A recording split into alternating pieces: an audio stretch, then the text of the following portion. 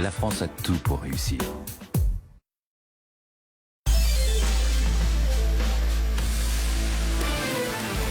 BFM Business. L'émission 100% placement. BFM Patrimoine. Cédric Decoeur. C'est la deuxième heure de BFM Patrimoine. On vous accompagne jusqu'à midi et on file tout de suite comme à l'entame de chaque demi-heure sur les marchés.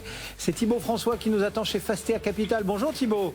Bonjour Cédric. Bon, que vous inspire comme commentaire ce marché qui, après avoir démarré tambour battant, se cherche un peu, respire, enfin je sais pas comment il faut le qualifier. Bon, écoutez, on a quand même fait une superbe première semaine sur le marché parisien.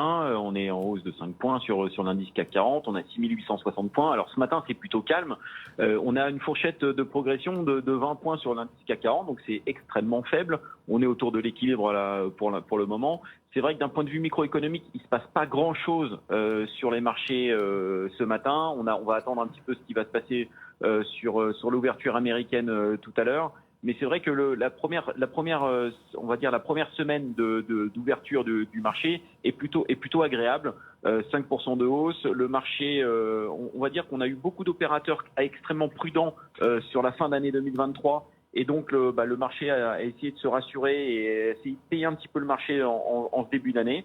Là, ça se passe plutôt pas mal. Le pétrole, en plus, est plutôt bien orienté. On se retrouve avec un pétrole au-dessus de 81 $ le Brent, ce qui est plutôt bien. Et d'ailleurs, on le voit d'ailleurs dans le palmarès.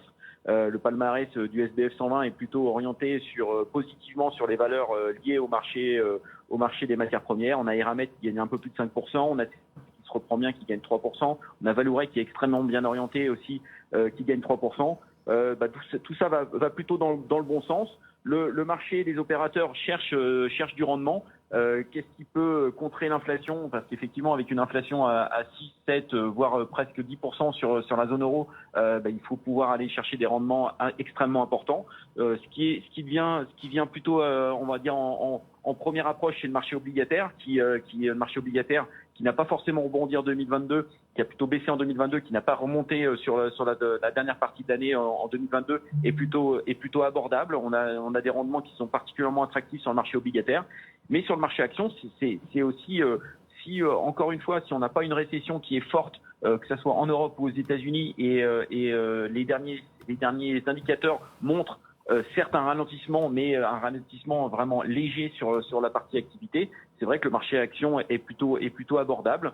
Et on a eu une baisse du marché action aux États-Unis et en Europe l'année dernière, mais avec une hausse des bénéfices sur la plupart des entreprises. Donc on se retrouve avec un marché qui est moins cher en 2023 qu'il n'a été en début d'année 2022. Donc le marché les opérateurs ont plutôt tendance à payer depuis le début d'année, et c'est plutôt encourageant pour les prochaines semaines, sachant qu'on a quand même des indicateurs qui vont devenir assez intéressants. Ce sont les résultats d'entreprises qui vont commencer à tomber à partir de la fin de la semaine. On a toutes les banques américaines qui vont publier jeudi et vendredi aux États-Unis. En Europe, ça sera à partir de la semaine prochaine. Et ces indicateurs d'entreprises vont être extrêmement intéressants à étudier et vont nous donner, j'espère, un petit peu plus de visibilité pour l'année 2023.